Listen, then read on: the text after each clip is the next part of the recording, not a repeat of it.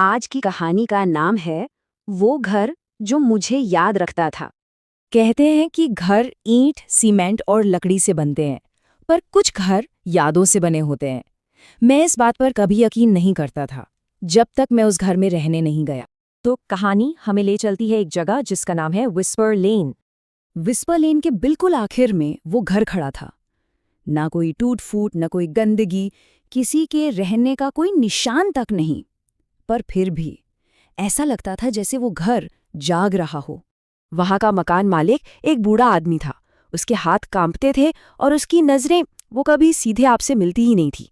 और यहीं से बातें थोड़ी अजीब होनी शुरू होती हैं। कुछ अजीब से नियम, और वो पहली रात। उसने कहा, देखो, नियम बहुत सीधे हैं। पहला, फर्नीचर की जगह मत बदलना। दूसरा, ऊपर वाले बंद कमरे को कभी मत खोलना। और तीसरा, अगर रात में कदमों की आवाज सुनाई दे तो उनके पीछे मत जाना। कथावाचक को थोड़ी हंसी आ गई। उसने पूछा, कदमों की आवाज? पर मकान मालिक हंसा नहीं, बिल्कुल नहीं। उसका चेहरा देखकर साफ था ये कोई मजाक नहीं था। पहली रात, चारों तरफ सन्नाटा, इतना कि कानों में चुभ रहा था। और फिर ठीक 2:17 पर वो खामोशी टूटी। धप धप, धीमी लेकिन भारी कदमों की आवाज, बिल्कुल सिर के ऊपर। पर बात ये थी कि वो एक सिंगल स्टोरी घर था, मतलब ऊपर कोई मंजिल थी ही नहीं। तो फिर ये आवाज आ कहाँ से रही थी? इसके बाद घर की अजीब हरकतें और भी बढ़ने लगीं।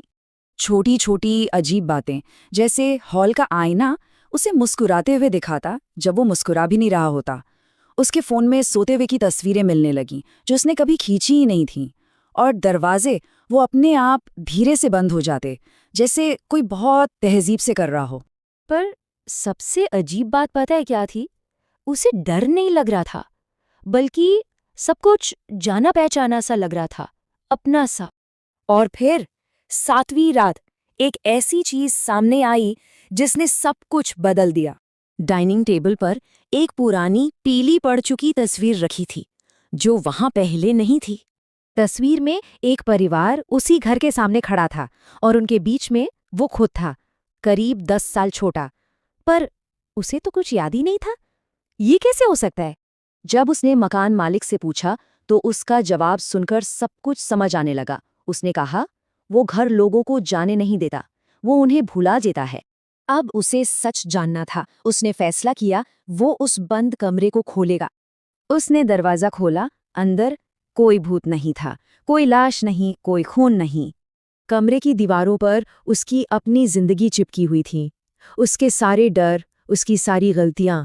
वो रात जब उसने किसी को मरते देखा था और वो चुप रहा था, सब कुछ। तभी एक आवाज आई, घर से नहीं बल्कि उसके अंदर से। अब तुम्हें याद आया? और उसे सब याद आ गया। और अब घर उसे याद रख चुका था। पुराना किराएदार यानी हमारा कथावाचक अब उस कमरे में कैद है। घर ने उसकी यादों को सहेज लिया है और विस्पर लेन पर एक नया किराएदार आ चुका है। मकान मालिक उसे वही 3 नियम दोहरा रहा है और वो मुस्कुरा रहा है, क्योंकि अब किसी और की कहानी शुरू होने वाली है। तो सोचिए, उस घर ने उसे सुरक्षित तो रखा, उसकी याददाश्त को भी सहेज लिया, लेकिन इस तरह भूलने और भुला दिए जाने की असली कीमत क्या होती है?